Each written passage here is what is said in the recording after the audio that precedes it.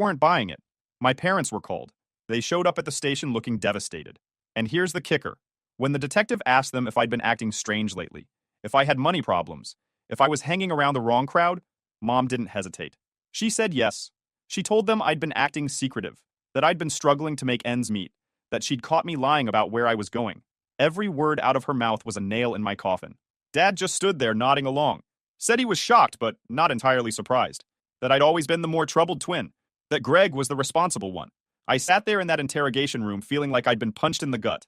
My own parents were throwing me under the bus. They didn't even look at me when they said it. The evidence was damning.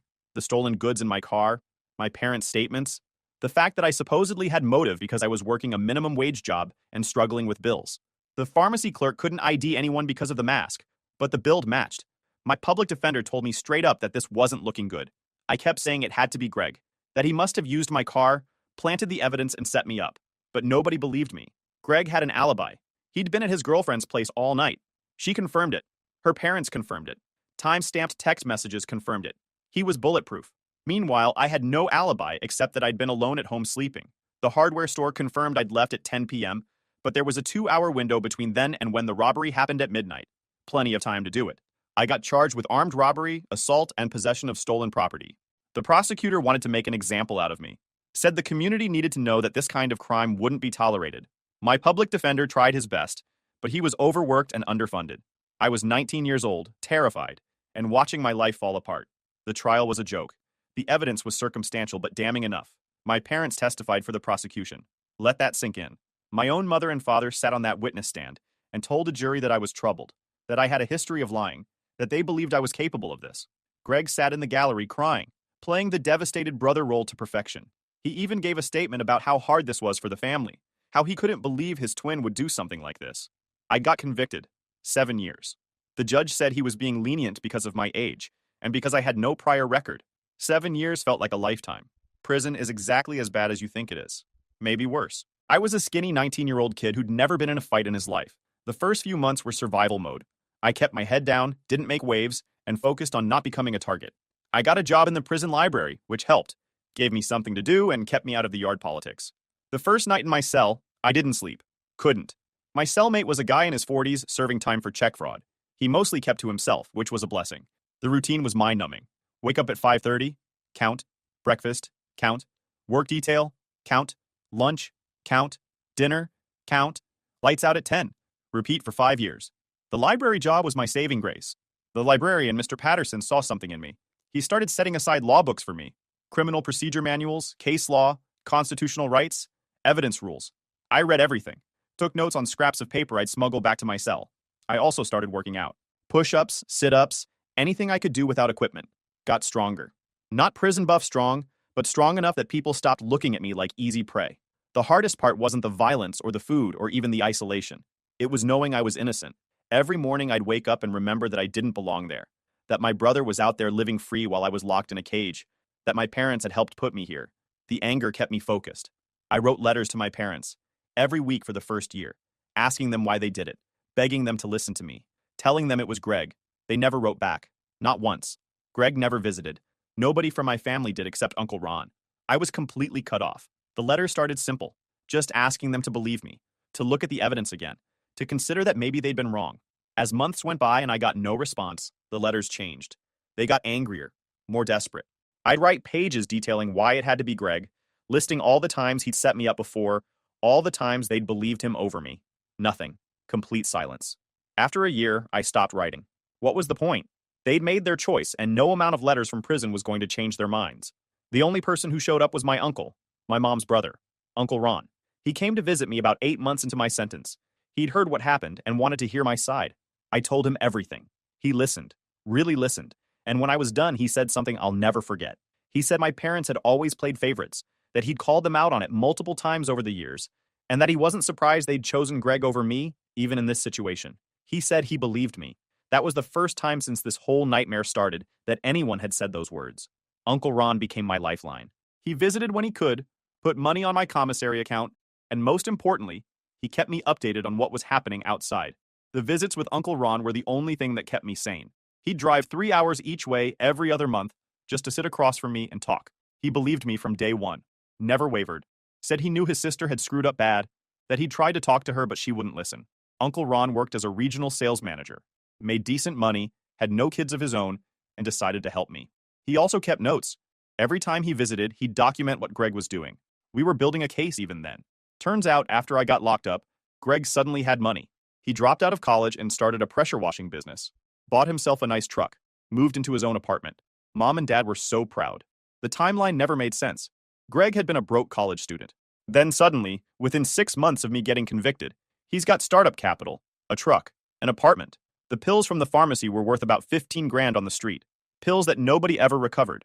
Pills that Greg had obviously kept and sold to fund his new life. Uncle Ron didn't buy it. He started paying attention, documenting everything. How many jobs Greg actually did versus how much he spent. The numbers never matched up. I spent 5 years inside.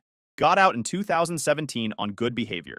I was 24 years old with a felony record, no family, and nothing to my name except the determination to prove my innocence. Uncle Ron picked me up. I walked out carrying a plastic bag with my belongings. He pulled me into a hug.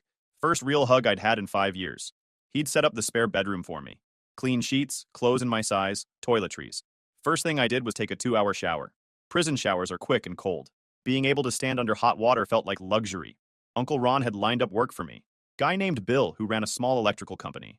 Bill had done time himself, got out and went straight. He understood. The work was good. Physical, demanding, kept my mind busy. I worked like a man possessed. 60, 70-hour weeks. Saved every penny. Bill noticed.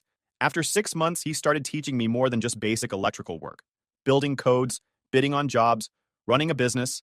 He told me one day that clearing my name would be easier once I'd built something worth protecting. That nobody listens to an ex-con with nothing to lose, but they listen to a successful businessman. It was good advice. So I worked and saved. After a year, I had enough to see a lawyer. Not about reopening the case yet, but about what it would take. The lawyer, Janet, laid it out. I needed new evidence. A confession would be gold. She said I was looking at a long shot, but not impossible. Getting my license with a felony conviction was a nightmare. But Bill wrote me a letter. Uncle Ron wrote one. Even Janet did. The board approved me after 6 months. In 2019, I officially started my own company. Small operation, just me and one helper. But it was mine. I bid on residential jobs. Slowly built a reputation. While I was building my life, I was also building a case. I hired a private investigator named Frank, former cop who specialized in wrongful convictions. Uncle Ron and I split the cost. Frank was thorough. He spent 3 months going through paperwork before doing field work. Then he found something. The girlfriend who'd given Greg his alibi had moved to another state. Frank tracked her down. She admitted Greg had pressured her to lie about the time he'd arrived. He'd showed up closer to 1 a.m., not 10 p.m., like she'd testified. That gave Greg enough time to commit the robbery and get to her place. But it wasn't enough to reopen the case. I needed more. Frank kept digging. By 2019, Greg's life was falling apart. The pressure washing business had collapsed. He was back living with Mom and Dad at 26. But he still had money. Frank figured out where it was coming from. Greg was dealing electronics. Stolen goods. Uncle Ron and I documented everything. Photos, license plates, records of him selling things online for below retail. We built a file over 2 years. But I still needed to connect him to the original robbery. I needed him to admit it. That's where things got creative. I'd been out of prison for about 3 years at this point. I was 27. My electrical business was doing well enough that I could afford a decent apartment and put food on the table. I'd stayed completely off my family's radar. They thought I'd left town after getting released. Moved to another state, started over somewhere else. Greg had no idea I was even around. No idea I was watching, planning, waiting for the right moment. By this point, my business had 3 employees and we were staying busy. I'd moved out of Uncle Ron's place into my own apartment. Nothing fancy, but it was mine. No roommate, no guards, no count times, just freedom. Still felt surreal sometimes. I'd also started working out seriously. Not just push-ups in my cell anymore. Real gym, weights, proper nutrition. I put on 40 pounds of muscle over those 3 years. Changed my look entirely. Grew a beard. Started wearing different style clothes. Got contacts instead of glasses. Then fake glasses when I needed a disguise. The difference between 19-year-old me and 27-year-old me was dramatic. Frank and I had been planning this for months. The sting operation. Frank had connections from his cop days, and he knew a guy who could set up recording equipment that looked like everyday objects. We got a button cam, high-quality audio, the works. I decided it was time to make contact, but not directly. I created a fake identity. New name, new social media profiles, whole 9 yards. Built a complete background for this fictional person. Job history, hobbies, mutual friends in adjacent circles. I made it believable. Frank helped me practice. We'd do mock conversations where he'd play Greg and I'd practice staying in character. Practice the accent I was using, slightly different from my natural one. Practice the backstory. Practice not reacting if Greg said something that made me want to punch him. It took weeks before Frank said I was ready. I reached out to Greg through a burner account saying I was interested in buying electronics in bulk for a small business I was starting. Could he help me out? Greg, always looking to make a quick buck, jumped at it. We exchanged messages for a few days, built rapport.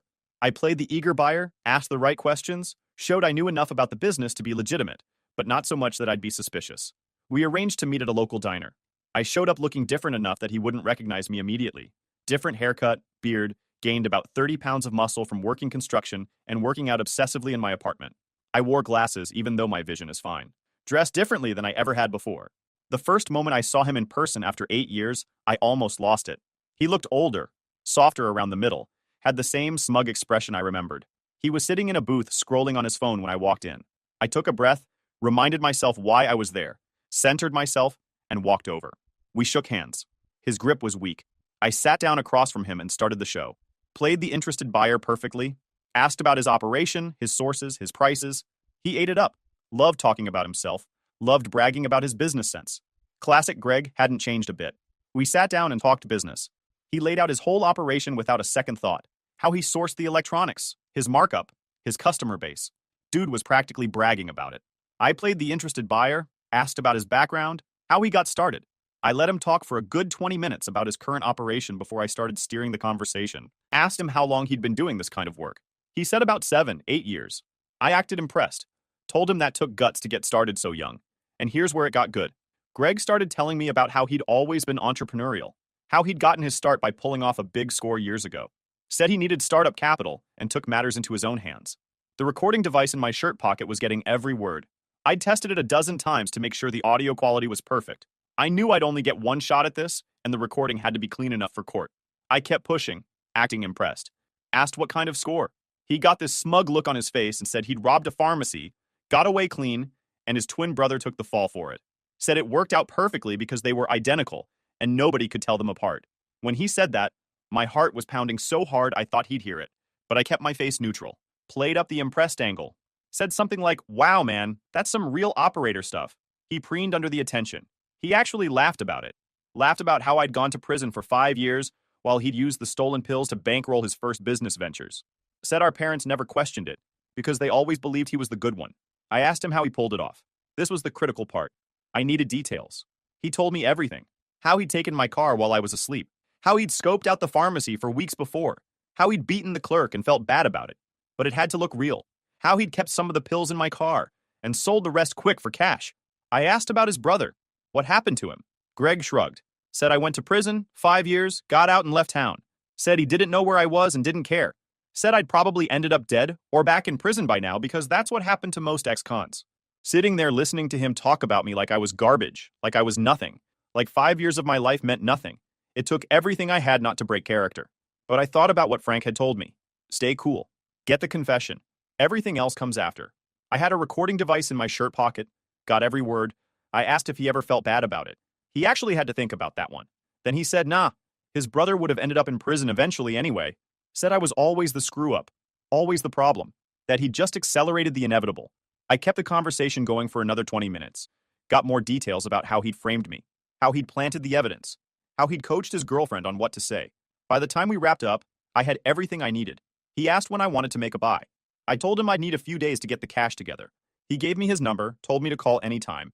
We shook hands again. I walked out of that diner, got in my truck, drove 2 blocks, and pulled over because my hands were shaking so bad I couldn't drive. Frank had been parked nearby the whole time, backup in case things went bad. He pulled up behind me and tapped on my window. I handed him the recording device. He listened to it right there in the parking lot. When it was done, he looked at me and said one word.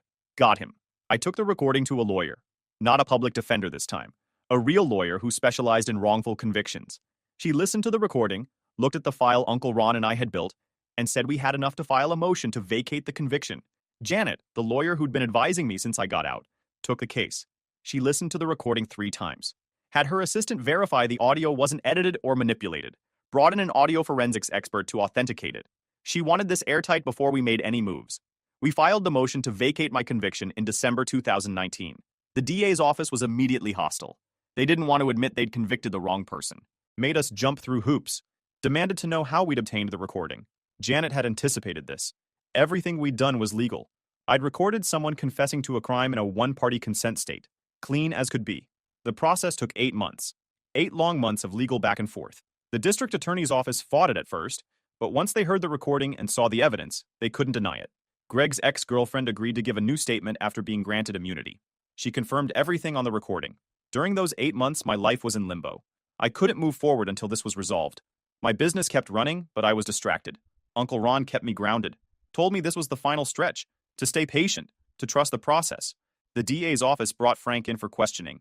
Wanted to know if he'd entrapped Greg somehow. Frank's old cop buddies vouched for him. His methods were clean. They brought me in too. Wanted to make sure I hadn't assaulted Greg or threatened him to get the confession. Janet shut that down fast. We had the recording. Greg had voluntarily confessed to a fake buyer. There was no coercion. Greg got arrested in June 2020. Same charges I'd faced. Armed robbery, assault, possession of stolen property, plus obstruction of justice, perjury, and tampering with evidence for framing me. Mom and Dad tried to bail him out, but the judge denied bail. Said Greg was a flight risk given that he'd let his brother go to prison for 5 years. The arrest was beautiful. I wasn't there, but Uncle Ron was. He watched from across the street as cops showed up at my parents' house at 6 in the morning. Walked Greg out in cuffs while Mom screamed and Dad tried to argue with the officers. Neighbors came out to watch. The whole street saw the golden child getting arrested. My conviction was officially vacated in August 2020. I was exonerated. The state cut me a check for wrongful imprisonment. It wasn't life-changing money, but it was enough to expand my business and put a down payment on a house. The exoneration hearing was surreal.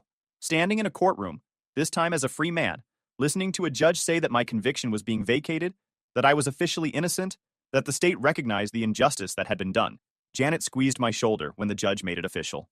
Uncle Ron was in the gallery crying. The local news covered it. Former inmate exonerated after twin brother confesses to crime. My face was all over the papers. My story went semi-viral on social media. I got messages from people I hadn't heard from in years. High school friends, former co-workers, distant relatives. Everyone suddenly wanted to be supportive. You'd think that's where this story ends, right? Nope. That's where it gets even better. Mom and Dad didn't reach out when my conviction was vacated. Not a call, not a letter, nothing. They were too busy trying to support Greg through his trial. They hired him a good lawyer, paid for everything, stood by him the same way they'd stood against me. I checked my phone every day for a month after the exoneration. Part of me, a small, stupid part, thought maybe they'd call. Maybe they'd apologize. Maybe seeing the truth laid out in court would make them realize what they'd done. Nope. Radio silence. Uncle Ron told me they were in complete denial, refusing to believe Greg had actually done it, claiming the recording was fake or that I'd somehow manipulated Greg into saying those things. The mental gymnastics they were doing to avoid accepting reality was Olympic level. Greg got convicted in January 2021. The evidence was overwhelming, and he couldn't exactly claim he hadn't said those things on the recording. His own voice, talking about framing his twin brother. The jury took 4 hours to come back with guilty on all counts. Greg's trial was faster than mine had been. His lawyer tried to argue entrapment but couldn't make it stick. Tried to claim the recording was inadmissible, but the judge shot that down. Tried to paint me as vengeful and out to get my brother, which, yeah, obviously, but that didn't change the fact that Greg had confessed to the crime. The ex-girlfriend testified. Told the whole court how Greg had pressured her to lie, how she'd been young and scared and thought she was helping her boyfriend. She cried on the stand. Said she'd lived with guilt for 8 years knowing she'd helped send an innocent person to prison. The pharmacy clerk testified too. Told the court about his injuries, the trauma he still dealt with, the nightmares. He looked right at Greg and said he hoped he'd get every year he deserved. He got 12 years. Would have been more, but his lawyer argued that he was young when he committed the crime and had no prior record. Judge didn't care much for that argument given what he'd done to me, but the law is the law. The sentencing hearing was my favorite part. I got to give a victim impact statement. I stood up in that courtroom and looked my brother in the eye for the first time in 9 years. Told him about prison, about the fear, the violence, the isolation, about spending my 20th, 21st, 22nd, 23rd, and 24th birthdays in a cell, about missing my entire early 20s because he needed startup money.